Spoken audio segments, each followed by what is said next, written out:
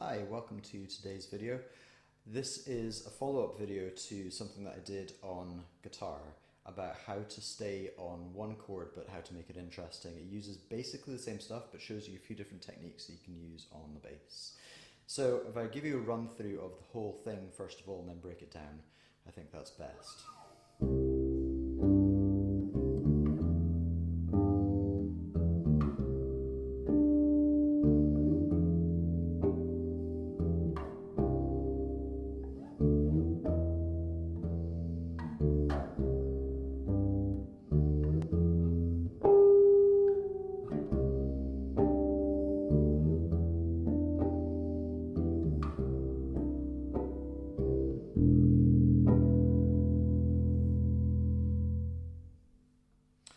So, what we're stuck on is 1C. What I could do is I could play just the root. And that would be okay. Not bad if you're wanting to do U2 style things, but you're anything kind of early punk. But it lacks movement because you're only playing with one note. I could use the fifth. So I'm on a C, and the G is 5 notes away, as in C, D, E, F, G. That's 5 notes away from C.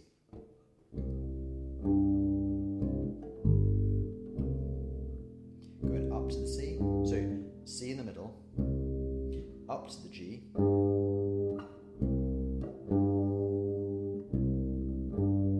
or it could go down to the G as well. So something that's going to come up later in the video is that we can move octaves.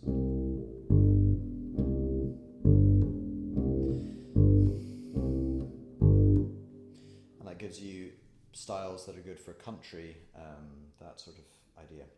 So that's me using the root and using the fifth. What I could also do is I could use the third, so in this case it's the note E, as in C, D, E, F, G, giving me 1, 3 and 5, the C, the E and the G.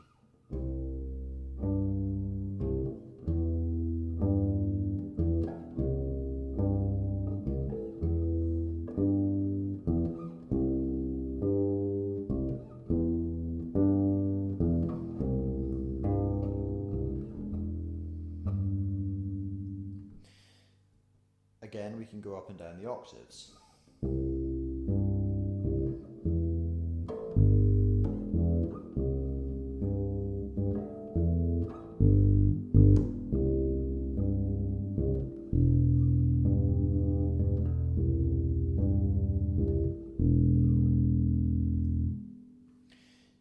And it gives us a few more things that we can do.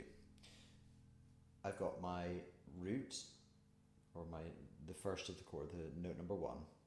My third, which is note number 3 of the chord, I could use a passing note going through the D to get to the E.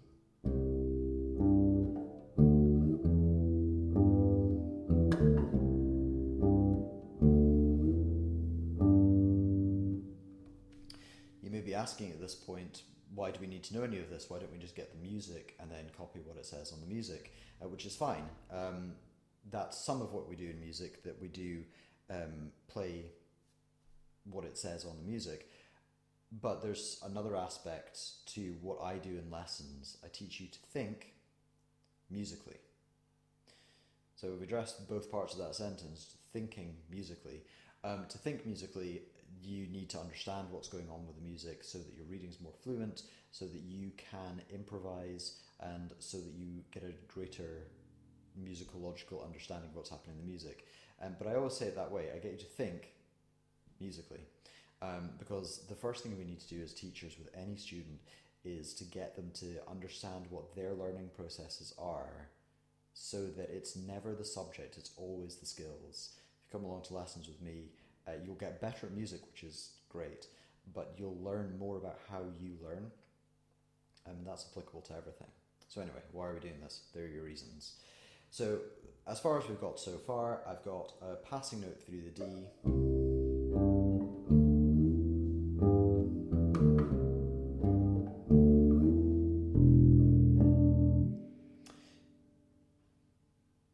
I did something there. The note should be, if I fret the note, I play this. But if I interrupt the string, which I don't know if you can see on this, but I'm not fretting the note, I'm just lightly pressing the string and playing with my right hand as normal, so I'll try and make this as big as possible for the camera. Just picking as normal, but lightly pressing the string, and what happens is you interrupt the string and it starts to oscillate in different directions, so it gives you what's called a harmonic. Now there are two ways of doing harmonics. You can do natural harmonics, where you can do exactly what I just said, just interrupt the string.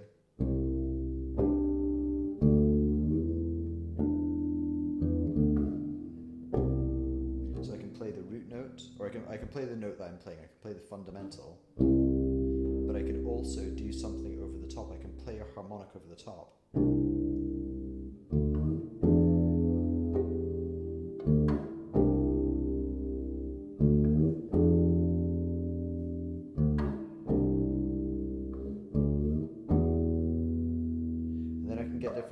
Harmonies, and a harmony is different from a harmonic, but along with the one note,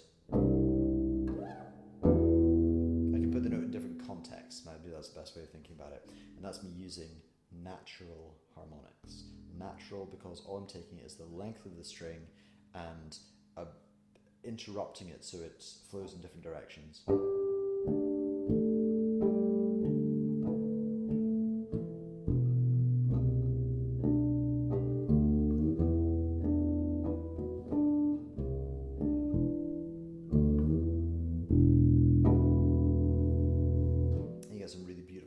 That way.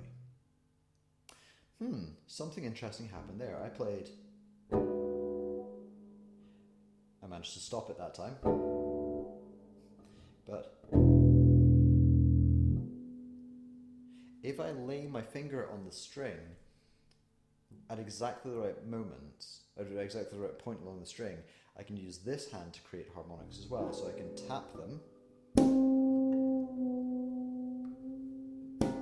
So here I'm picking a note which is an octave away from the fundamental that I'm playing, and kind of like finger tapping, but with finger tapping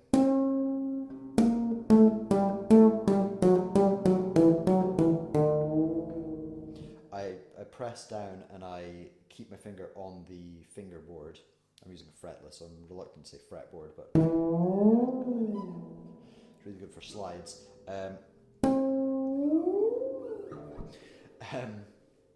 Rather than tapping down and holding on, I'm just interrupting the string. So I'm tapping and getting out of the way.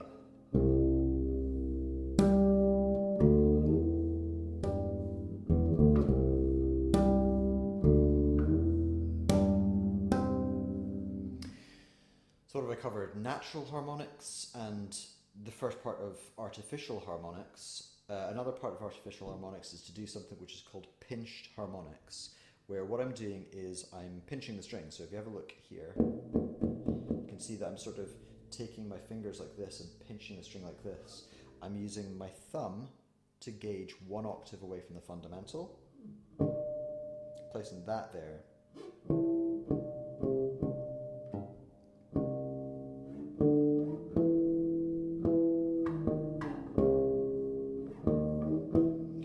Should sound like this, but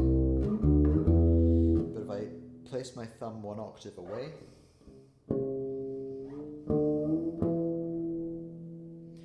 then I can pinch the harmonic that way. I can do the same thing by placing my index finger on. Now, while this is not a lesson on slap bass, this is the first and probably the last time I'll mention the word slap in this lesson, what I have landed on finally after years of going this way and that way on slap, or this way and that way on slap. There are two ways of slapping. You can slap from above, so just in case you don't know what slapping is.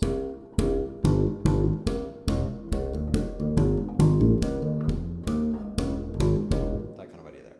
So I could either play or above or underneath.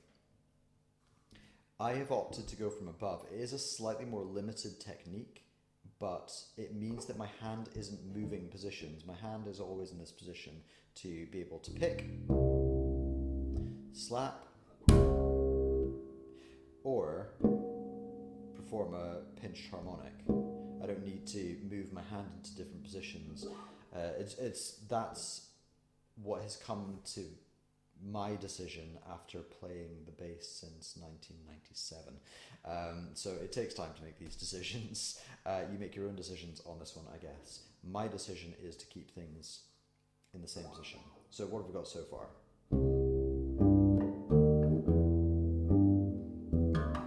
Passing note through the D, going down, changing the octave, so instead of playing the E up here, playing it down here. Because I'm changing the octave, what I can also do is take the C from down here and play it up here.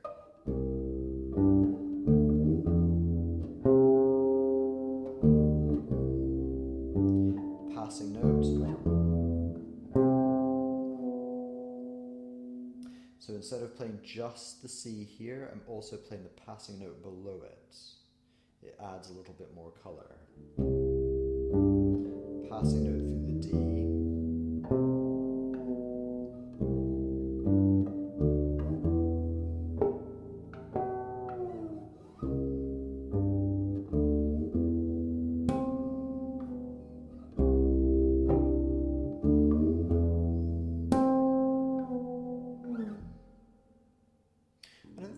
That's about all of it, really. I'm staying on the C chord, but using the first, the third, and the fifth to create different lines, using passing notes to create more of a walking feel, and using harmonics to create a sense of space. Hopefully you've enjoyed the video and found something useful from it, and I will pick up with you in the next video. Bye for now.